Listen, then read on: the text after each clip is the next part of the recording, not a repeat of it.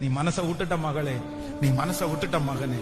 ஆண்டவரே, இதுவரைக்கும் என்ன காத்திருக்க பண்ணினீரே, இதுவரைக்கும் எனக்கு நடக்கலையே. யாராருக்கெல்லாமோ நடந்துச்சு, உங்களை சுத்தி இருக்கிறவங்களுக்கு நடந்துச்சு, உங்க சொந்தக்காரங்களுக்கு நடந்துச்சு, நீங்க ஜெபிக்கிறவங்களுக்கே நடந்துச்சு, நீங்க சொன்னவங்களுக்கு நடந்துச்சு, உலகத்தானுக்கு நடந்துச்சு. ஆனா எனக்கு என்ன பதில் சொல்லுவேன்? நான் எப்படி அந்த சொந்தக்காரங்களுக்கு முன்னாடி நான் நிப்பேன்? ஆண்டவரே, நான் உங்களுக்காக நின்ன இல்ல, உங்களுக்காக வைராக்கியம் பாராட்டினேன் இல்ல, நான் நம்பினேன் இல்ல, நம்பின எனக்கு இதுவா பரிசு, ஜெபம் பண்ண எனக்கு இதுவா பரிசு, உபவாசம் இருந்த எனக்கு இதுவா பரிசு அப்படின்னு யாரோ ஒருத்தருடைய மனசு நினைக்கலாம்.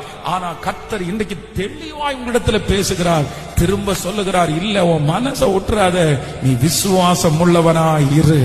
மகிமையின் தேவன் வாக்கு கொடுக்கிறார், உன்னுடைய விசுவாசத்தினால் அற்புதங்கள் நடக்க போகிறது.